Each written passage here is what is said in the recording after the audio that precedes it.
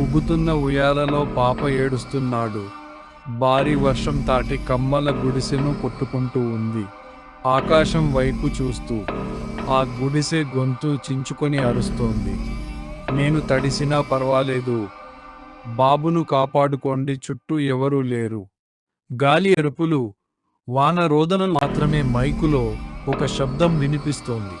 ఎక్కడ ఎవరైనా ఉంటే శరణార్థుల స్థావరానికి వచ్చేయండి, ప్రభుత్వం మీకు అండగా ఉంటుంది.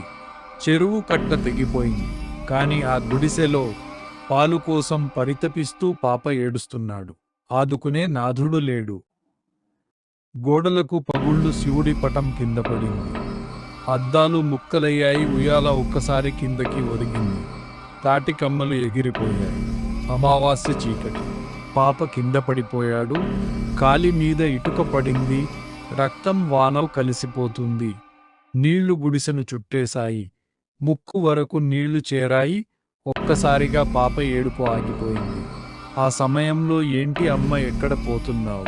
నీవు ఏరు దాటిపోతే చచ్చిపోతావు అంటాడు కానిస్టేబుల్ తుకారాం. రాధమ్మ కళ్ళలో సముద్రం.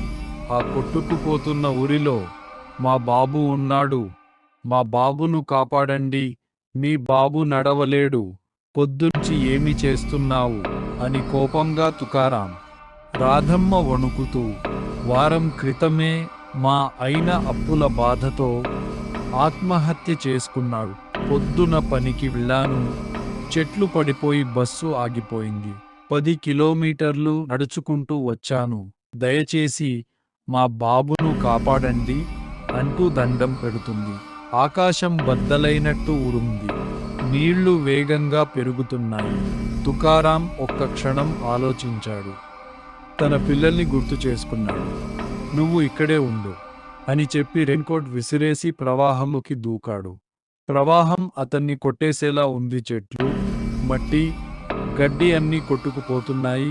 గుడిసె దగ్గరికి చేరేసరికి ఆ చిన్నగా కదిలాడు.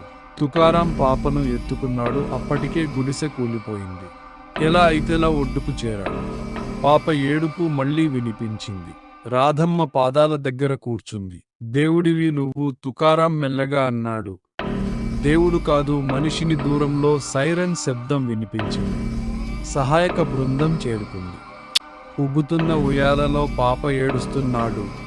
భారీ వర్షం తాటి కమ్మల గుడిసెను కొట్టుకుంటూ ఉంది. ఆకాశం వైపు చూస్తూ ఆ గుడిసె గొంతు చించుకొని అరుస్తోంది. నేను తడిసినా పర్వాలేదు, బాబును కాపాడుకోండి, చుట్టూ ఎవరూ లేరు.